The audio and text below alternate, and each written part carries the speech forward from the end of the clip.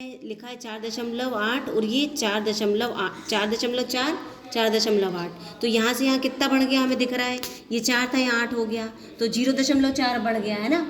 तो यही पैटर्न हमें समझना है। इसमें क्या बढ़ा, इससे यहाँ कितना बढ़ा, अगर इसमें हम 0.4 जोड़ दें तो 8 4 12 की 2 हासिल की 1 4 और 1 5। समझ में आ रहा है पैटर्न में क्या है। 4.4 फिर 4.8 5.2 5.6 6.0। अब ये बोल रहे हैं आगे कि आप दो पद बताइए, तो 0.4 इसमें जोड़ देंगे तो 6.4 हो जाएगा, फिर जोड़ देंगे तो 6.8 हो जाएगा, है ना। बस यही, इसी को पैटर्न बोलते हैं। इस पैटर्न में क्या चल रहा है, 0.4 जोड़ रहा है हर पद में, इसमें जोड़ा फिर इसमें जोड़ा, जोड़ के आगे बढ़ता जा रहा है। आगे देखेंगे, इस अनुक्रम को जारी रखते हुए अगले 3 पद लिखिए। 2 तो हमने लिख दिया, तीसरा और हम लिखेंगे। 0.4 जोड़ देंगे, 8 4 12 की 2 हासिल की 1 5 6 और 1 7 7.2। ये आगे के 3 पद हो गए। अब अगला प्रश्न देखो, ये दिया है हमें।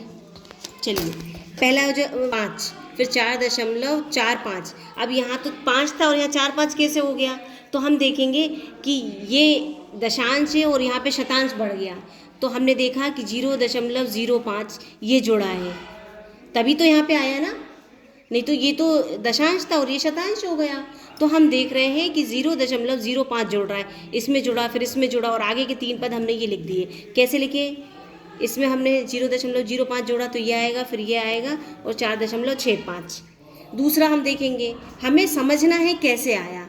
ये 25.75 लिखा है, इसके बाद लिखा है 26.25। अब 25 से 26, इसमें से हम इसको घटाएंगे तो 0.50 आएगा। इसका मतलब हर पद में ही जोड़ रहा है, तो आगे के 3 पद हम लिखेंगे 27.25 27.75 28.25। अगला देखेंगे हम 10.56 और 10.67, इससे इसको घटाएंगे तो 0.11 आएगा। इसका मतलब इस पूरे पैटर्न में क्या हो रहा है, 0.11 जोड़ रहा है हर पद में। आगे के 3 पद लिखना था हमें, 0.89 इसमें जोड़ेंगे तो 11 आएगा, फिर 11 में जोड़ेंगे तो 11.11 आएगा। अगला 0.5 और 16, इसमें से हम इसको घटाएंगे तो आएगा 2.5। मतलब हर पद में क्या जोड़ रहा है, 2.5। आगे के 3 पद हमने लिखे 21 23.5 और 26। अगला देखेंगे हम 8.5 और 9.5। जब 9.4 से हम 8.5 को घटाएंगे तो 0.9 आएगा। मतलब हर पद में क्या जोड़ रहा है, 0.9। देखिए यहाँ पे हम 0.9 जोड़ के देखते हैं, ये दशमलव है। 9 और 3 कितने होंगे, 12 की 2 हासिल की 1, इसमें 1 जोड़ जाएगा, हो गया 11.2। फिर इसमें जोड़ेंगे तो 12.1 और इसमें जोड़ेंगे तो 13। 9.4, इसमें से हमने इसको घटाया, अच्छा यही वाला हमने 2 बार लिख दिया, ये सेम पद है ना, 0.9 जोड़ रहा है हर पद में, इसको हमने 2 बार लिख दिया। अगला देखेंगे हम, और ये 4.95। अब देखो देख के समझ में आ रहा है, यहाँ 5 था और यहाँ 4 हो गया, मतलब कम हो गया, कम हो रहा है, इसका मतलब कुछ घट रहा है। क्या घट रहा है, तो हम पहले वाले से बाद वाले को घटाएंगे। जब पहले वाले से बाद वाले को घटाएंगे तो हमें पता चलेगा कि 0.05 घटा है। क्या घटा है, 0.05। तो हर पद में यही घट रहा है। तो आखिरी के 3 पद होंगे 4.85 4.84 80 4.75। फिर अगला 12.45, ये 11 हो गया, मतलब यहाँ भी घट रहा है। तो इसको कैसे करेंगे, इससे इसको घटाएंगे तो हमें आएगा 0.50। आगे के 3 पद 10.95 10.45 9.95, 9 दशांश और 5 शतांश, ऐसे पढ़ते हैं ना। इससे देखा इसको, ये देखो 36 था 33 हो गया, मतलब घट रहा है। तो पहले वाले से दूसरे वाले को घटाएंगे तो उत्तर आएगा 3.5। हर पद से 3.5 घट रहा है। तो आखिरी के 3 पद होंगे 26 22.5 19.0। के योग और अंतर को देख चुका है, अतः कहता है यदि हम 2 दशमलव संख्याओं को जोड़ते हैं तो इनका योग सदैव उनकी पूर्ण संख्याओं वाले भाग के योग के दशमलव वाली संख्याओं को जब हम जोड़ते हैं तो ये पूर्ण संख्या है, ये दोनों पूर्ण संख्या है ना, तो इन दोनों की पूर्ण संख्याओं के योग से ये दोनों संख्याएं अधिक आएंगी। क्यों, क्योंकि ये भी तो है एक्स्ट्रा। अगर इस पूरे को हम 1 मान लें, इस पूरे को भी 1 मान लें, तो इस पूरे से ये जो संख्या है ये छोटी होगी। क्यों, क्योंकि ये पूरा 1 नहीं है, ये भी पूरा 1 नहीं है। तो अगर 1 1 मान लें तो इस पूरे से संख्या छोटी होगी।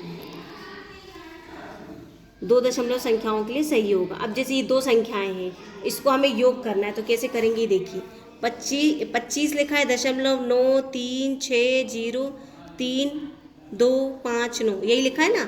और इसमें क्या जोड़ना है 8.202। जब भी ऐसी संख्याओं को हमें जोड़ना हो तो याद रखना दशमलव के सामने दशमलव आना चाहिए, इकाई अंक के सामने इकाई, दशांश के सामने दशांश, शतांश के सामने शतांश और सहस्त्रांश के सामने सहस्त्रांश। और जो नहीं है उसको वैसे जोड़ देंगे हम। नीचे जाएगा 9, 5, 2, 3, 0। अब 6 और 2 8, 3, 9 2 11 की 1, हासिल की 1, 8 और 5 13 और 1 14 की 4, हासिल की 1, 2 और 1 3। तो ये 25 और ये 25 था और ये 8 था, लेकिन जब हमने दोनों को जोड़ा तो ये 34.1380325 ये आ गया। संख्याओं की उस सीमा को कम करने की एक विधि विकसित की जाए जिसमें दोनों दशमलव संख्याओं का अंतर स्थित हो। दशमलव पद्धति और उस पद्धति पर और अधिक दशमलव और मापन आपदाएं। देखो इसमें क्या बता रहा है, इसमें हम ये बता रहा है जैसे कि मान लीजिए आपके पास कोई कंपास है, ठीक है, ये कंपास है, ठीक है।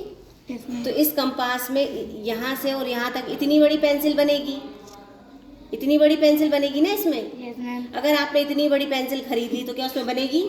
नहीं बनेगी। क्यों नहीं बनेगी? इसलिए नहीं बनेगी क्योंकि वो संख्या उससे अधिक हो गई है। इसीलिए दशमलव तक अगर किसी बाल्टी में पानी भरना है 10.5 और हम 10.5 से एक भी बढ़ाते हैं तो पानी कहाँ जाएगा? बाहर जाएगा। और अगर आप गाड़ी चला रहे हैं और हमने थोड़ा सा भी पेट्रोल कम भर लिया तो गाड़ी चलाते चलाते गाड़ी बंद हो जाएगी क्योंकि पंप कम था तो गाड़ी पूरी गई नहीं जहाँ तक जानी थी। तो ये दशमलव कम और ज़्यादा से क्या होता है ये हम इसमें पढ़ेंगे।